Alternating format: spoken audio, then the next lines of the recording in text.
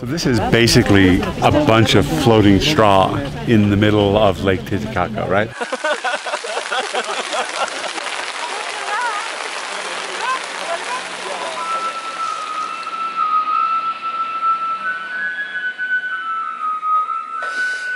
Somebody has to do it. They have to do it this early.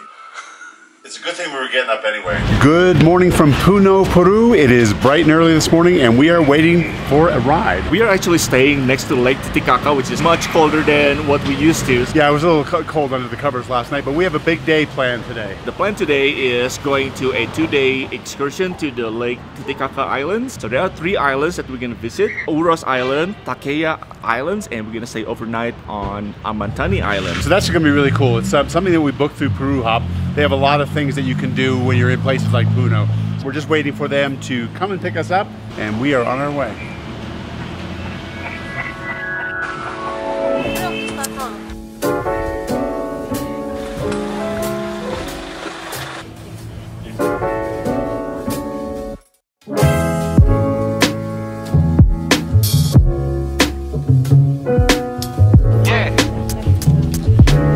And this is Lake Titicaca.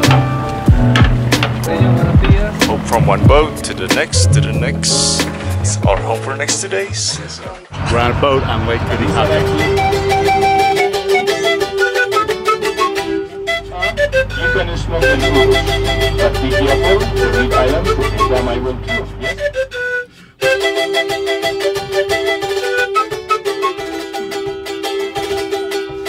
En la plaza de mi pueblo hay una rosa plantada, pancarita.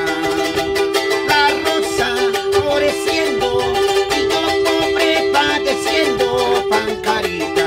Traicionero amor y yo pobre padeciendo. Gracias. It's our first stop in Uros Island. And this is basically a bunch of floating straw in the middle of Lake Titicaca, right? It's a man-made island that's been generated for so long, and then just layers and layers upon breed, I guess. Yeah. People are so friendly and people are so like welcoming us. This little kid over here is cracking me up. Hi. We're just bouncing around basically because this is all reed.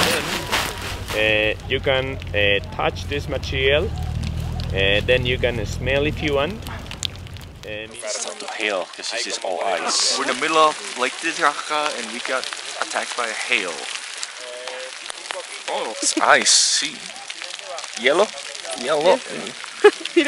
Yeah. ¡Ay, qué padre! Alright. What are they doing to us? Oh my god. This is... We got a big hailstorm going on here, and they're like fabricating a tent to put over us. And we're helping, so not very well done.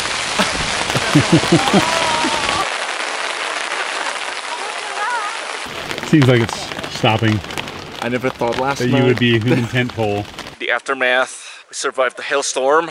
Just like that. Hail's done, sun is out. This island is a big floating island. It's about 5 kilometers away from the mainland. And they built it, there's this root system that is really good at floating. So they do take that, it's about 1 or 2 meters. And then layered on top of that, they put sticks down in it. And layered on top of that, they put these layers of reed. One layer of reed is going this way, the next layer is going this way, and so on and so on and so on, until they get up to about 1 meter. After this is about 1 meter, then they will build their houses on it, and the houses will be an extra couple of layers of reed because they want the houses to be built above everything. And then what they do after that, they have to anchor the island. So they'll take these big anchors and they will throw them out into the water so they can anchor the island to where they want it to be. The island can stay in any place for as long as they want, but if they want to move the island, maybe have a better view, maybe take a trip over to Bolivia, they can do that too by taking the anchors up and just kind of going with the flow or using the boats to push it. So then they'll put a layer of rock here and then a stove on top of it so that when they're cooking, obviously they don't want to burn the reed, but they'll cook outside when it's not raining or hailing like it was a little bit earlier, and they can do all the cooking outside. They can build houses. This is an older house, this is a newer model. Every couple of months, they'll put a whole new layer of reeds on the island because, of course, it gets really compacted. So this is kind of a model of what that looks like. They even have a Catholic church right here. You might wonder where the people here go to the bathroom, but they actually have a floating section of the bathroom. It's a quick bathroom tour. It's not really fancy or anything, but it'll do the job. This is where the shower, and they have some kind of water. There's a toilet, urinals. They have a solar panel everywhere for electricity, and of course there's a big water tank on top of this whole bathroom.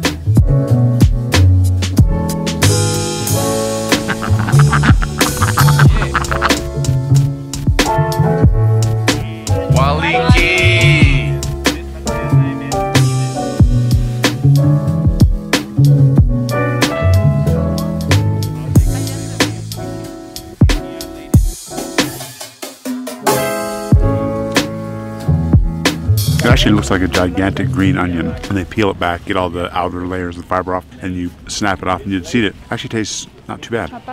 Very high in fiber. It's a very neutral taste. But I like it. I could eat more if they bring it over. He really likes that thing. The 25-minute presentation is over. We learned so much about this island, but this lady now just invited us to come over and check out her house. It was a 25-minute sales pitch.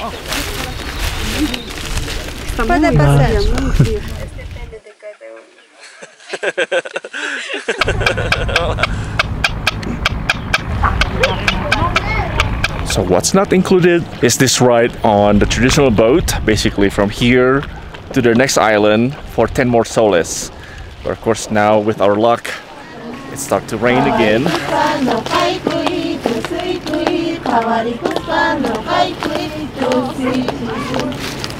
Bravo!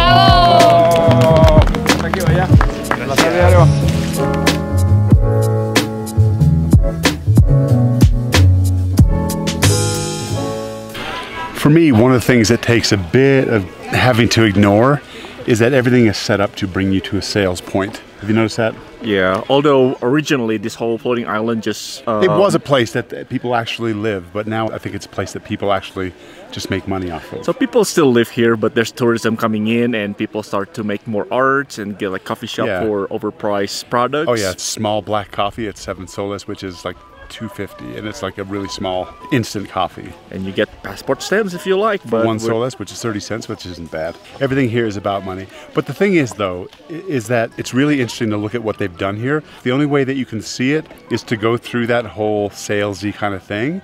Then it's worth it, because it's one of the most unique things that I've ever seen.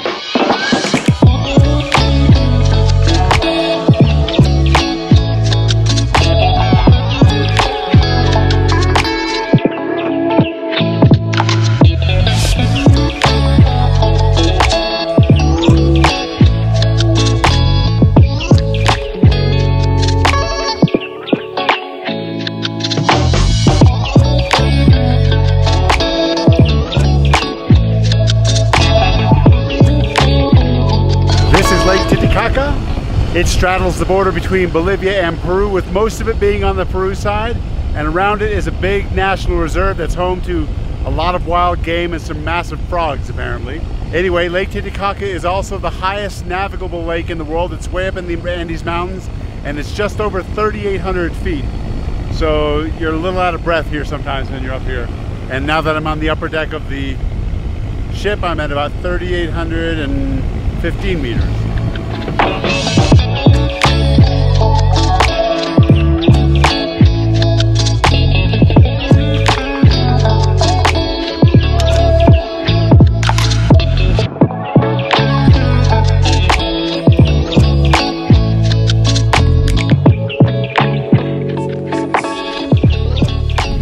Our boat has just arrived on the island, and they put about 30 of us in basically in a semicircle and split us off into groups. So Hollis and I have been assigned to a family with another couple. Mama Estefa, most families have between 3 and 5 people. There's 4 in our group. So we are headed up to her house now to have lunch. I'm so winded, not used to this altitude. We're gonna have lunch, and then we're gonna start the activities for the afternoon.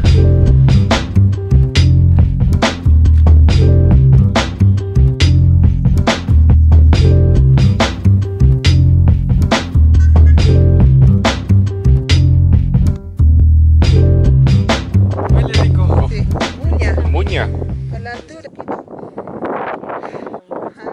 About altitude. Doesn't bother me, but It does smell really good. we clearly have the mansion. Gracias. Igual en mi tierra, pero distinta planta. Passion fruit. Yeah, passion fruit. Passion fruit. Is that good? Kind of gross though. For a welcoming gesture, we get passion fruit picked from a tree. Looks a little bit different than what we used to. Not going to complain about this. This is really nice. You definitely have to watch your head and watch your step. This is clearly made for little Peruvian people. That guy's got to go.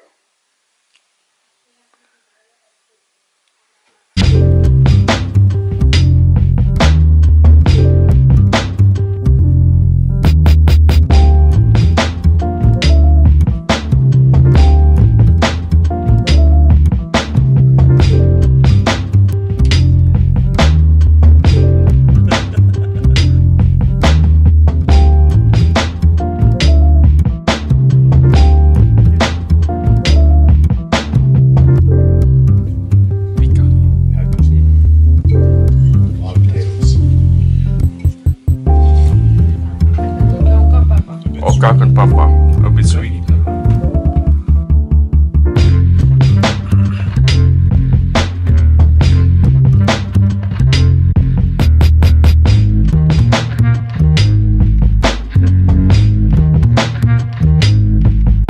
I can barely breathe.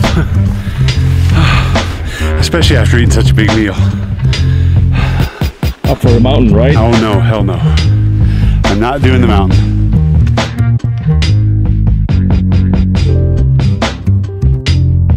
Oh, sunset is no longer an option. I still think we're going to see a good glow from it though. I mean, just look over here. Just look over here. That's just going to light up.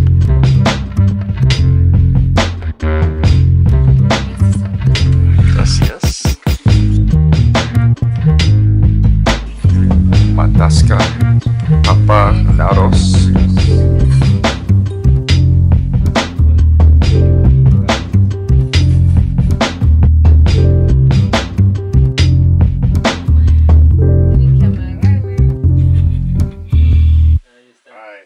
Ay, caramba. Is it comfortable? It's going to have to be. It's gonna be warm. Natural isla. Para frío.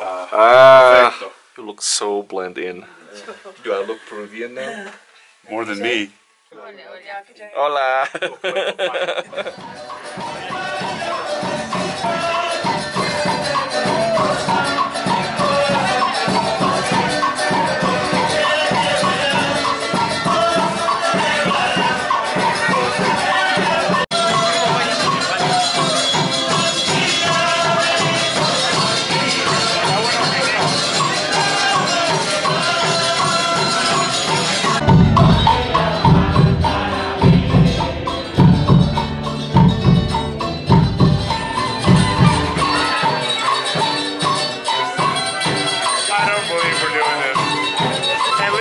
Looks like a Peruvian.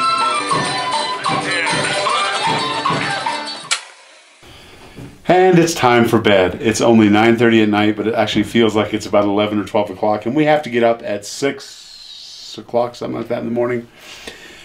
One of the hardest things about being in Peru is, for me at least, is that you do have like 10 pounds of blankets on. You have this top one, you have this one, and this is like really thick wool or something.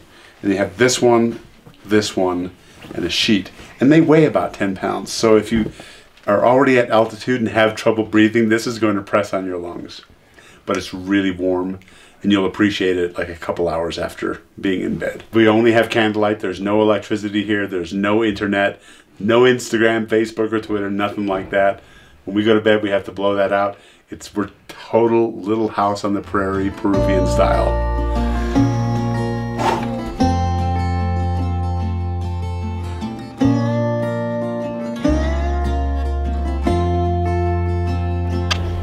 They apparently don't like me being here.